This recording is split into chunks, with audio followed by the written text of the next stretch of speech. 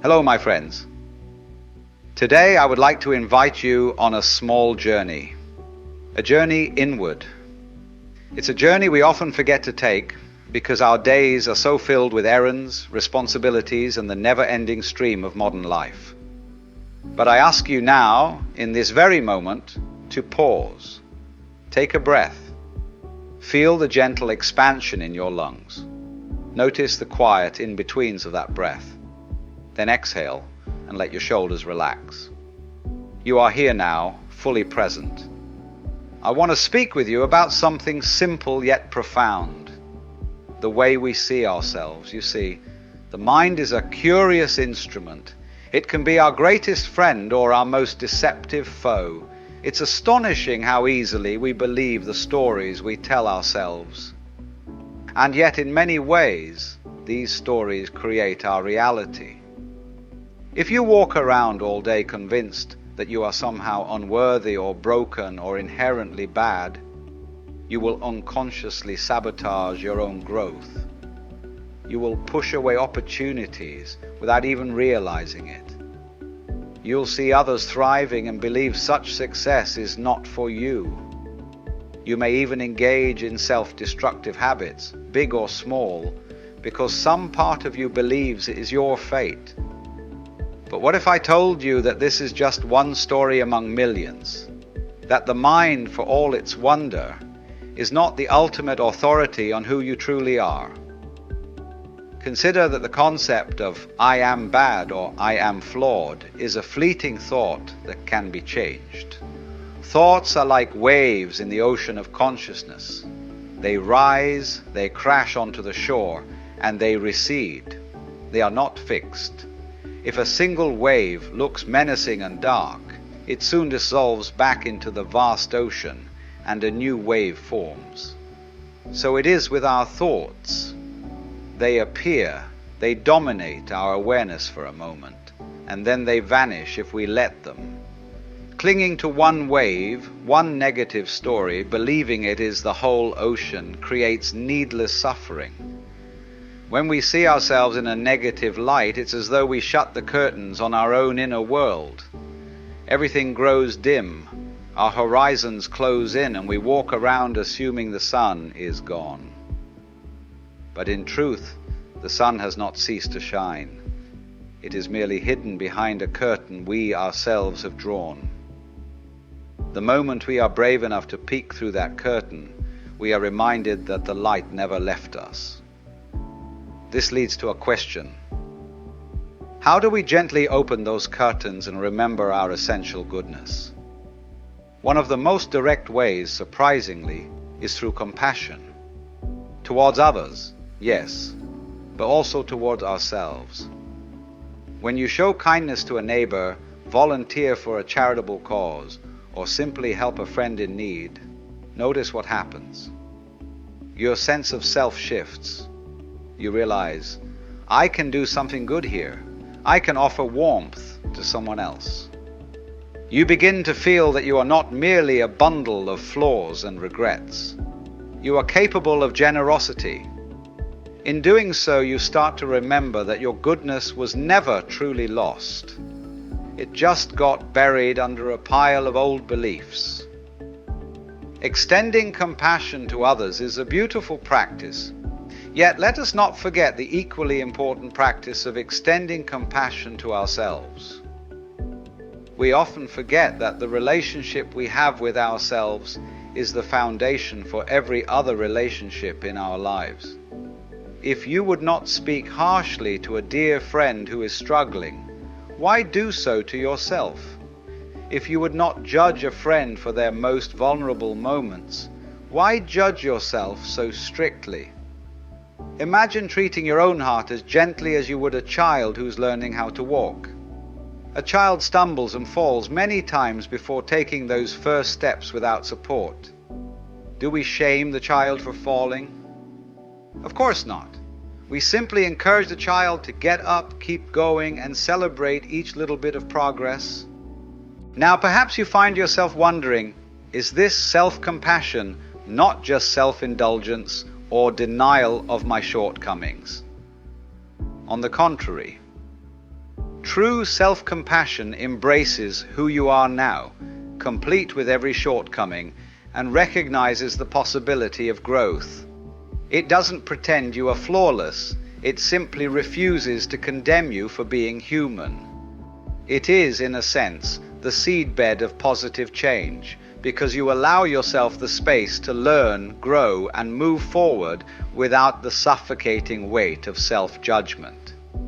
When you treat yourself kindly, you begin to believe, at the deepest level, that you are worthy of good things. And here is a secret about the human mind.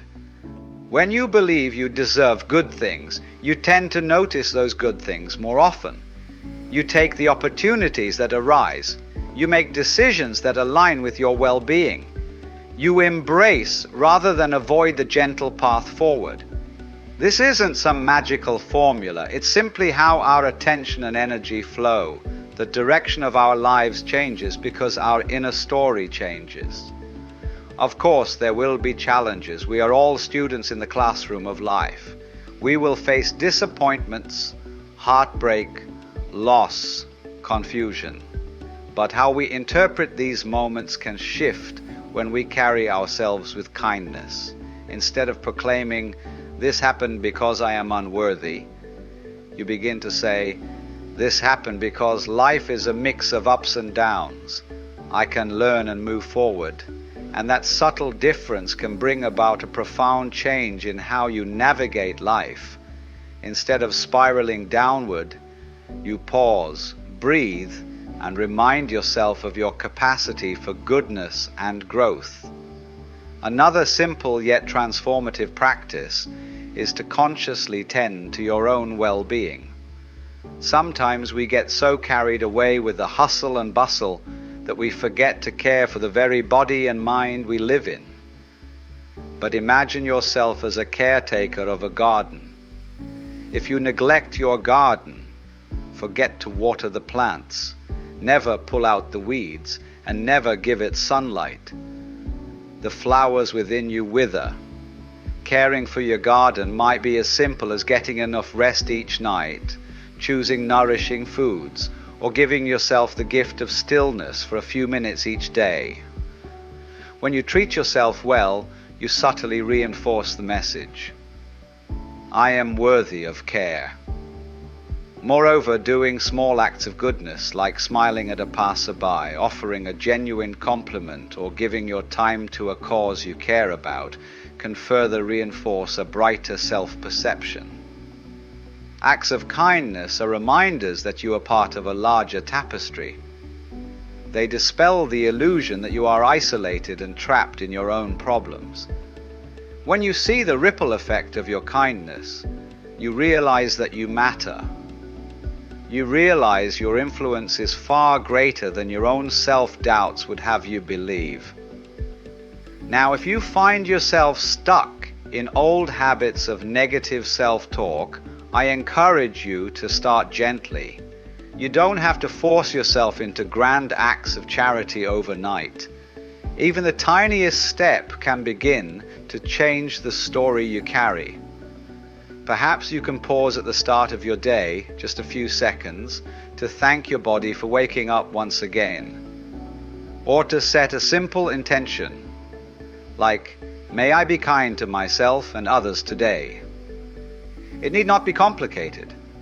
In fact, the most profound changes often come from the simplest shifts in perspective. You might also consider the company you keep. Surround yourself with those who see the good in you, who lift you up, who encourage healthy habits and a positive outlook. We humans are social creatures. We tend to absorb the energy around us just as we do the air we breathe. By choosing environments and relationships that align with our wish for growth, we naturally blossom in ways we might never have expected. And remember, you're not a machine to be perfected. You are a living, breathing process of becoming, an endless movement of growth and unfolding. Once you accept that the story you tell yourself shapes your reality, you reclaim a remarkable power, the power to rewrite the script. Where once you might have said, I am doomed to fail, you can say, I am learning, I am evolving. Where once you said, I am worthless, you can say, I am worthy of love just as I am. Slowly but steadily, these new stories become your lived reality, and your life begins to reflect them in myriad ways. So, my dear friends, let us take a collective breath of gratitude. Gratitude for this moment, for the gift of awareness, and for the potential that lies within each of us. Let us remember that we are all connected in this vast dance of existence. When we treat ourselves with love, the ripples of that love extend outward and touch others in ways we may never fully see. And in the end, life is far too short and far too precious to be spent locked in the prison of negative self-judgment. Let today be the day you take a tiny but definite step towards seeing yourself in a brighter light. You need not wait for perfection. You need only to be willing to open your heart just a little and trust that goodness is already there waiting. Do something kind for yourself. Take a walk, drink a glass of water, or simply look in the mirror and offer yourself a gentle smile. Then, allow yourself to do something kind for another. Notice the sense of warmth that grows in your chest when you do so. Welcome that warmth. That is your heart telling you, yes, this is who I am. Thank you for listening. May you walk forward from this place with a newfound appreciation for the power of your own mind and the gentle radiance of your own heart. May you continually rediscover the simple, beautiful truth that your very nature is worthy and that you deserve all the good life has to offer. And in doing so, may you help others remember the same. Because in this lovely tapestry of life, every thread matters, and every bright thread makes the tapestry shine a little more. Thank you, and be well.